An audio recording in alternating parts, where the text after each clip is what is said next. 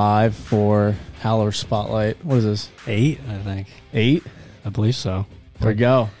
Here we have today with us a very special guest, AJ Cochran of the Charleston Battery, newly signed defender. Welcome. How you doing, AJ? Thanks, guys. Doing good. Thank you very much for having me on. Yeah, for sure. Great to have you on. How's everything in Charleston been so far? So far, it's been amazing. Charleston is an amazing place, that's for sure. And the transition here has been pretty easy so far. And we got a great group of guys, great staff, which has been, very welcoming and has definitely made the transition a lot easier for my wife and I. And, so far, so good. That's awesome. We can see you got a little sun. Looks like the weather's been nice down there. We can't definitely a benefit of working outside, that's for sure. Yeah. And how has preseason been? You mentioned settling in has been good. You had a couple preseason matches too.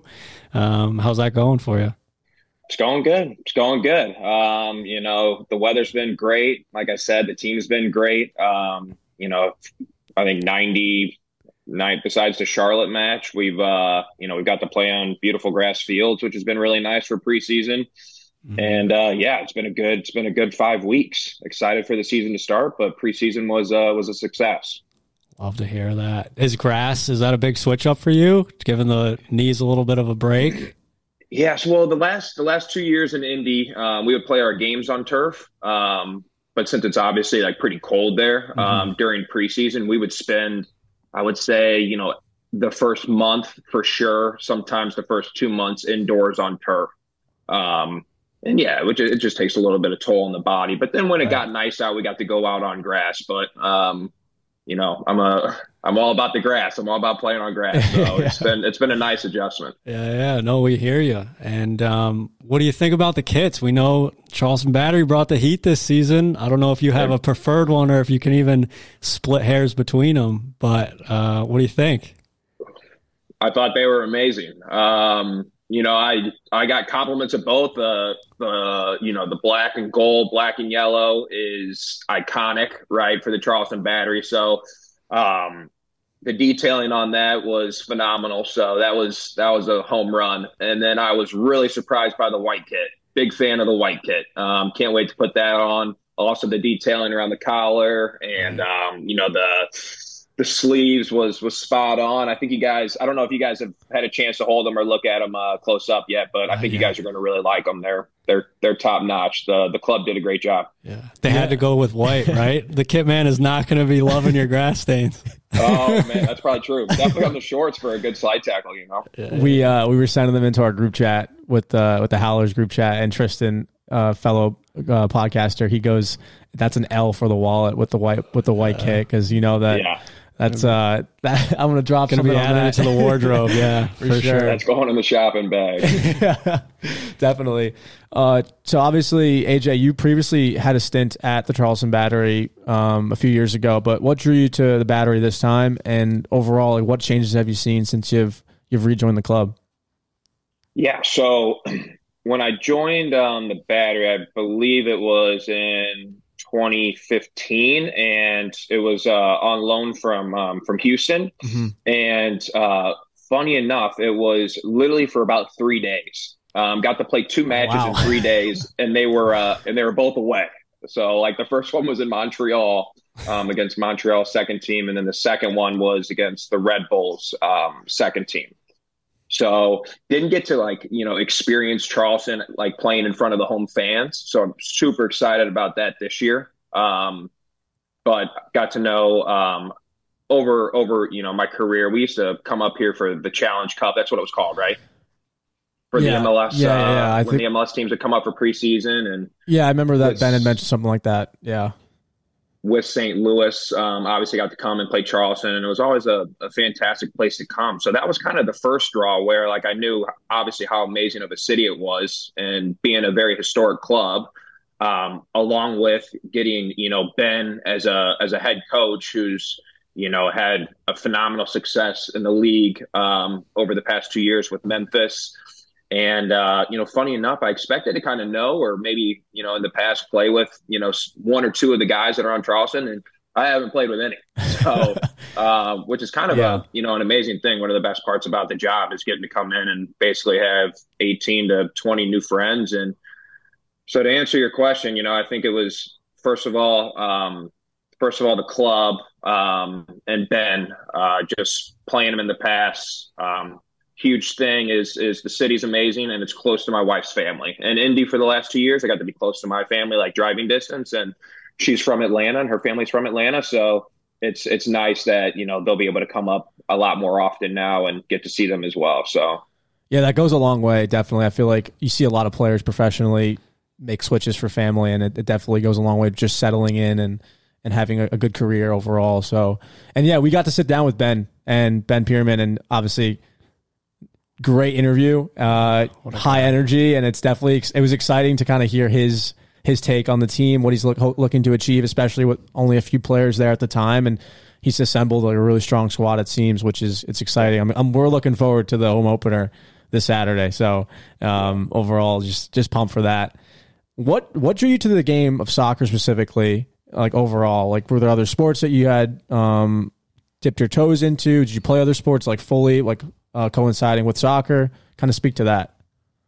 Yeah, growing up, I did just about anything you could imagine from, when I was young. Obviously, played baseball, played a couple years of football, basketball. When I was really younger, did swimming. When I was just kind of messing around, when I was younger, I'd skateboard. I did it all. And what it ended up boiling down to was baseball, basketball, and soccer going into high school. And my dad, basketball was probably my favorite to play at the time. Baseball was a little too boring for me, but I was pretty good at baseball. So besides soccer, I'd say I was definitely a little better at baseball than I was basketball, but I found the most enjoyment in basketball.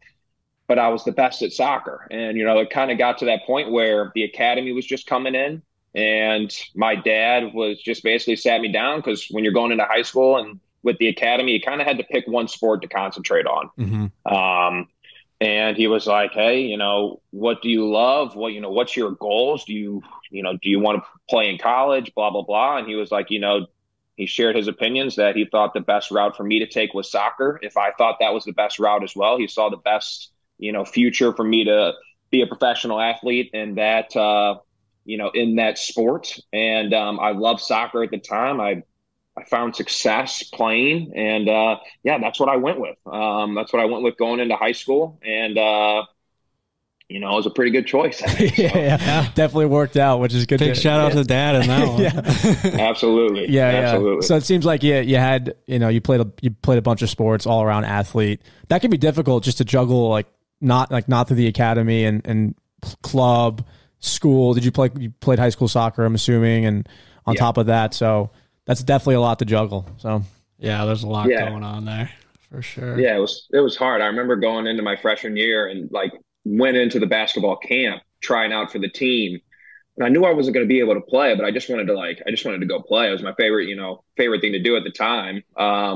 But I knew in the long run the right decision was to stick to soccer and pick one sport and really concentrate on that. And that's what I did. Do you find that it benefited you playing those other sports, offering that bit of relief, keeping you mentally fresh? It certainly kept you fit. I mean, when you're playing all those things all year round, but what did you take from other sports to kind of put into soccer?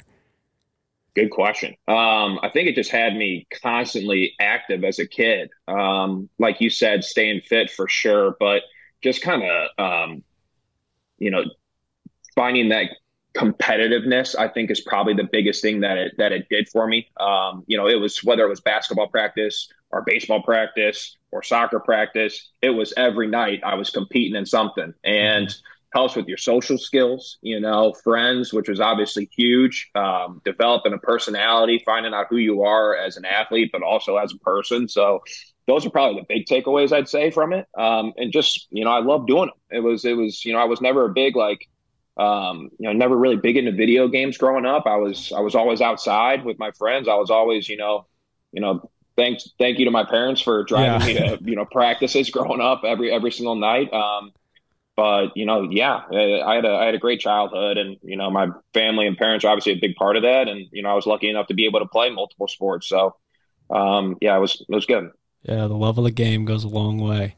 You yourself, being a Midwest native, as far as the soccer landscape out there, a couple of names that stand out to us are like the Taylor Twellmans of the world, Tim Ream, a St. Louis native as well.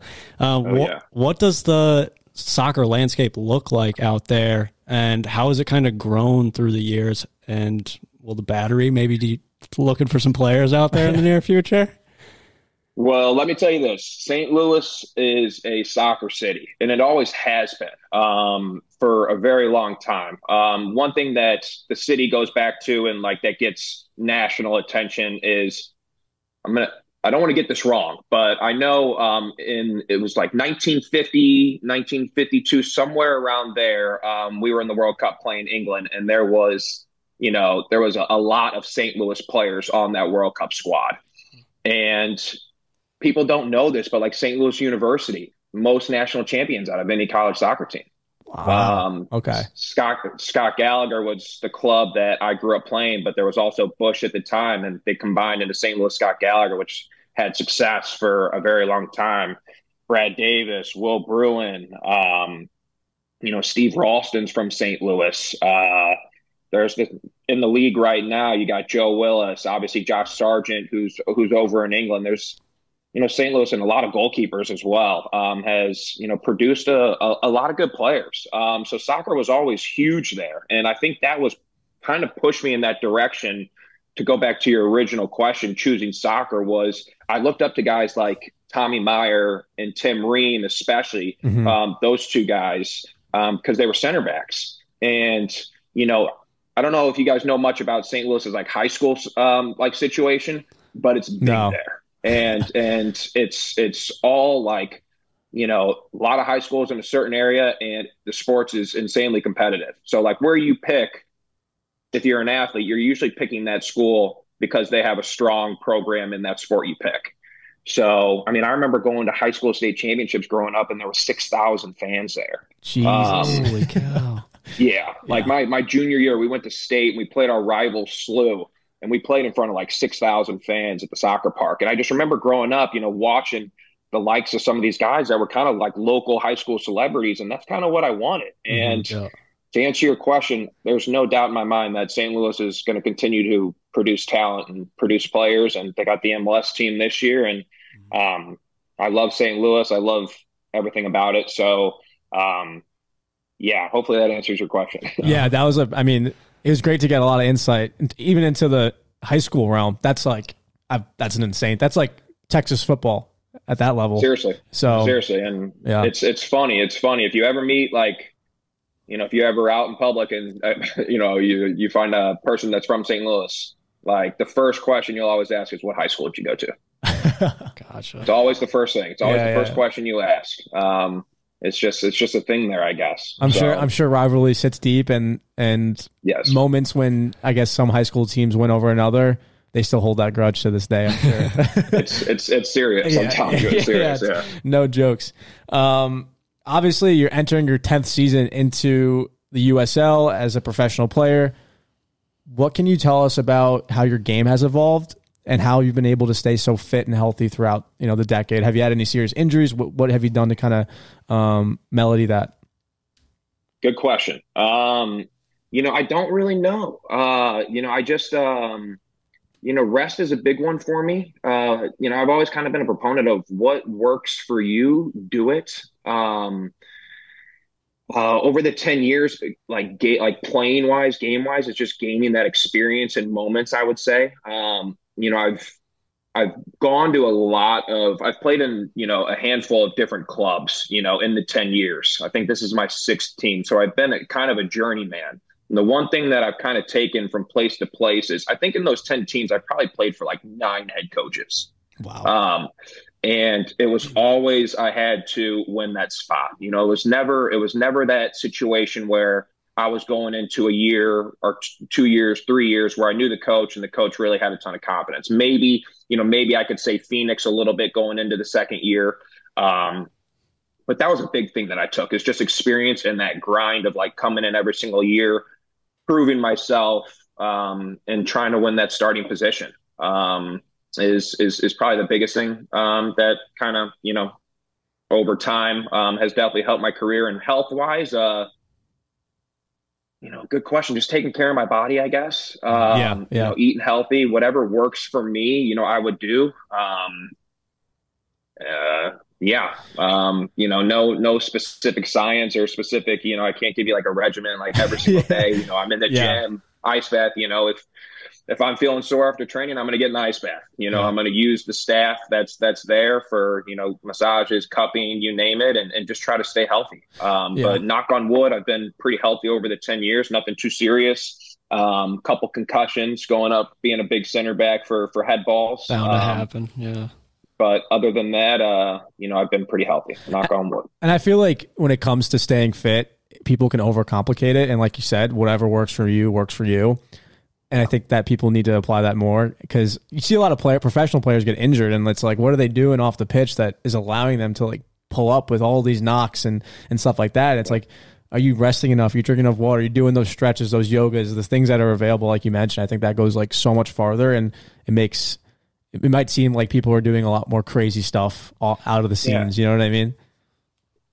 100%. And, people will probably disagree with me, which no problem. But I've always found that, some people would be, just crazy regimen. And if it works for you, it works for you. Like, I'll tip my cap to that all day long. If you get home from training and you go do a 2-hour gym session and you're in the pool and you're doing this and you're doing that, and like, I'll clap my hands, because that's like unbelievable. But if you're a guy that just needs to go home and take it easy and, maybe go for a walk or just some light stretching and want to watch TV, and you come and you can perform the next day, and, what's wrong with that, right? If that's what works for you, if that's what's keeping you healthy, if that's what's keeping you mentally ready to continue to go and come that next day and train hard and win, I'll clap to that as well. So I think, like you said, whatever works for you, you got to do it. You got to go with it. Whatever your body's telling you, do it.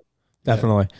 Speaking on the game aspect and how it's evolved over the course of a decade, I guess, like, what's a moment in your career where like you made an error or something happened and you were like, I don't know how I'm going to come back for this, or it really like killed your confidence and you're able to kind of come back from that? Do you have anything like specific that's happened throughout your career? Ooh, good question. Could be an own goal. I'd say the biggest confidence hit for me was, I had a strong first year with the Dynamo my rookie year. Played a lot of games, did very well. That off season, I got to go to Fulham for a couple of weeks and train with Fulham, which was an incredible experience. And I was coming back, and I thought I was playing the best soccer of my life. Ready for year 2, ready to just take it over. Head coach ends up leaving. We bring in a new head coach, which is always tough. Yeah. Okay. But I was going in there still confident, and didn't really, which I understand. I tell people this, that you got to understand that a new coach is coming in the MLS, right? They don't have 3-4 years to figure it out usually, right? They're usually under pressure pretty quick. So looking back on it now, I understand why he went with a lot of older guys and veterans, guys with more experience in the league than he did a second-year guy, right? So like, I get that, but that was probably the biggest hit to my confidence, going into a year feeling the best I'm at in my life and not really getting the opportunity that I wanted.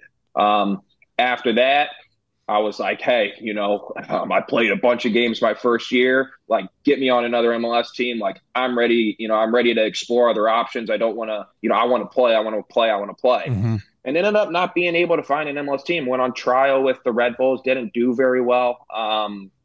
Colorado Rapids, I went on trial with them, and I thought I had a good, a good trial with them. I thought I really did well. I thought I was going to get a spot there, scored a nice goal, I remember, in their preseason. But unfortunately it didn't work out. So, that was the biggest hit of confidence, but, I just put my head down and kept working, and it's worked out. It's worked out. So I've been able to keep the dream alive and play some amazing clubs, and, definitely created, lifelong memories for sure. So that was definitely a hit on the confidence, being a 22-year-old, 23-year-old, not sure where my career was going to go after that. Yeah, soccer certainly is a cutthroat business, and I think that's kind of what you're talking to. But it is, and I love the fact that you're bringing up that you're a grafter. Like, I don't think at the professional level that those athletes necessarily get highlighted enough, and that there is a place. And honestly, every coach in the league probably would want as many of them as possible. But just beyond your willing to rise and grind and kind of commit and go all in, put all your best effort forth, it might not be something you do all too much, but describe yourself, your attributes as a player, some things that you like to hang your hat on for your own game, or just like things that you really appreciate that you're capable of doing on the pitch. Yeah. I'd say leadership is a big one for me. I'm very vocal on the field. I love to organize the guys around me, be very encouraging. So I'd say leadership is a big one for me. Always been very strong in the air. Definitely rate myself, in air challenges, head balls. I think I'm a good passer out of the back, hard into the tackle. But yeah, the two that I'd probably hang my hat on would be leadership, leadership on the field, organizing, and then my athleticism experience, yeah. I'd say. Have you taken the reins already and kind of taken your teammates under the wing down in Charleston, controlling everything going on? No, definitely not controlling everything. You gotta take things slow, and there's a lot of guys here that have been here for 3 or 4 years that have a ton of experience as well. So, like, yes, we are a young group, but we got a lot of experience in the locker room. So, for me, it's just coming in and finding out where I can help. Right? Mm-hmm. Do they need the super vocal AJ? Okay, or do they need someone that's maybe a little more laid back? So I'm still 5 weeks in. 6 weeks in. Now, I probably won't be the laid back. That's just not in my nature. Right. I'm kind of, let's go. Like, we're going to go out here and, So, but gotta settle in, get to know everyone, gain their respect is probably the most important thing. You can't come in the first week, start barking orders and all that. Guys are going to look at you like, no matter how much experience, and be like, what's this guy doing? Yeah. So I just want to come in and get to know the guys first, gain the respect of my teammates, coaching staff, and then slowly, hopefully I'm able to, implement some experience and implement the leadership that I want to bring to this team and this club. So well said. Shifting gears here a bit, there is a picture that we need to talk about, and it's that picture with Lionel Messi. Yeah. Tell us about that. Did you play against him? Did you get to talk to him for a bit? What's the context behind that? Top 3 highlight in my career. So if anytime I can post that picture, I'm posting it. I don't care if people give me crap or whatnot, I'm posting that picture. So we were in Houston my second year, and Argentina was coming down for a friendly, and Argentina contacted the Dynamo and was like, hey, if you have some young players that want to come out and train with us. I don't know if they needed bodies, if they just needed numbers. I'm not really sure, or if they just kind of did that whenever they would go. Mm-hmm. I don't really know the backstory to it, but yeah, the bus pulls up and we're hearing that Messi might be coming, but we don't really know. We're just hearing. So everyone gets off the bus. You see Di Maria, you see Mascherano, you see it was Tevez, Higuain. Yeah. And we're like, oh my God, which is incredible. But the last guy off the bus was Messi. Oh. And it was like, I've never seen anything like it in my life, where it's like the guy just had a glow about him, like an aura, where like, not from this planet. And before that, we got JJ Watt walking through our locker room, like coming in to watch the training session. I mean, it was unbelievable. And, sure enough, got to go out there and have a training session with Argentina and play with these guys and against them. And I'll tell you a quick, funny thing. We played small sided, and like one of their coaches came in to, the young guys, because we were playing against them basically in the small side. And they're like, hey, don't go into super hard challenges. Don't do anything stupid. Like, just enjoy the experience, enjoy the time, like blah, blah, blah, blah, blah, blah. The last play, okay, Messi flicks this ball up, pulls off his bicycle, and hits me straight in the face with the ball. And did he apologize? I don't think so. Lo siento. Till this day, I've been looking for like a picture. If someone got that, of him just bicycling this ball straight in my face, but could never find it. But yeah, it was an incredible experience and super, super fortunate to have been able to do that. It's definitely an enormous highlight of my life for sure. Yeah, that's amazing. We saw that picture. We're like, we got to ask AJ about this. There's no way that was squeaking by. Yeah, he's the GOAT in my mind. I think he's the greatest player of all time. I will forever be on Team Messi. That's good to know. Yeah. Was it solidified prior to the World Cup victory? Oh yeah. Oh, for sure. For sure. In my opinion. Yeah. But I was so happy to obviously see him win the World Cup. If it wasn't going to be the U.S., I wanted it to be Argentina. So they got it done. And what a fashion. They got it done too. What a fashion. Yeah. And I don't know if the rumors are true, but I've heard, don't quote me on this, I've heard that there's been a camera crew that has been following Messi around for like the last year or two. No way. Yeah, so I'm hoping that here in the future they may drop something kind of like they did for Michael Jordan.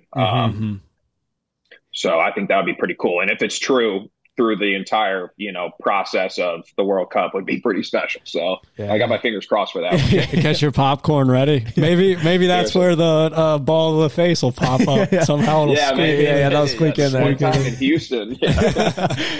Oh, that'd be hilarious. And then you're a longtime USL Championship player. To you, or just in general to newcomers of the game, what makes the USL Championship such a special league? Super competitive. I think it's one of those things where it's every game is a challenge and a tough environment. The unique thing is definitely the stadiums and the playing surfaces at times, along with the travel. And as my career has gone on, the talent that's come into this league has only got stronger. And it's been incredible to watch the build and these investors and these owners that are coming into the league and, finding these beautiful little, not little, but these beautiful cities to find, that might not be in the MLS, that has an incredible soccer culture that, just needs to be tapped into. And you see, Louisville building a brand new stadium, Colorado, new stadium, going to these places, playing in these different environments has got to be, one of the best things about the USL Championship. Yeah, that's kind of what I'd say.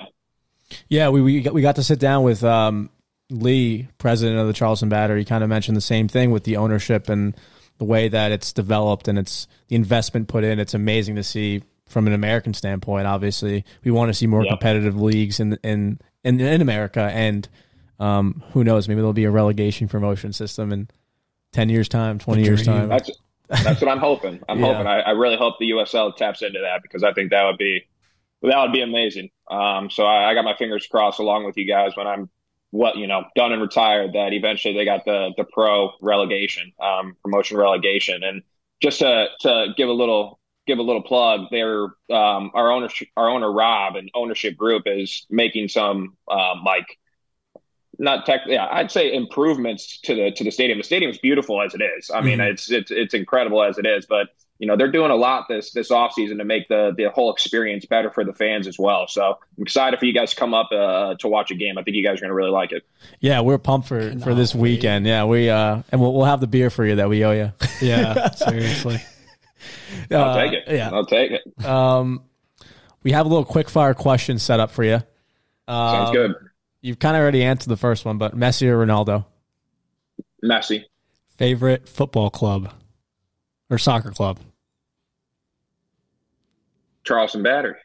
There we go. Favorite thing to do outside of soccer? Golf. That's a good one. Game-winning goal or game-saving tackle block? Game-winning goal. Comedian of the... Continue. Go ahead. No, I was gonna say it doesn't happen often for big center backs, so gotta take that. Yeah. Comedian of the team. Say that one more time. Comedian of the team. I'd say Benji, young Benji. Best dressed. I'll say A.O. Flanagan. Dad of the team. Myself. Well said. Looking ahead into the season, what are you most excited about? Playing at Patriots Point in front of the home fans and home crowd on a hot summer night. That's what I want. The humidity is like 95%. Sweat pouring off. A little background in Houston, a little background in Phoenix, St. Louis. St. Louis gets humid in the summers too. Even Atlanta. So I'm excited for it. Yeah, for the heat. That's awesome. Well, AJ, that kind of wraps it up in terms of questions we want to ask. It was great to get insight into your career, St. Louis football, Midwest football, Charleston Battery insights. Thank you so much for hopping on today. We're looking forward to seeing you this weekend and the Battery perform at Patriots Point.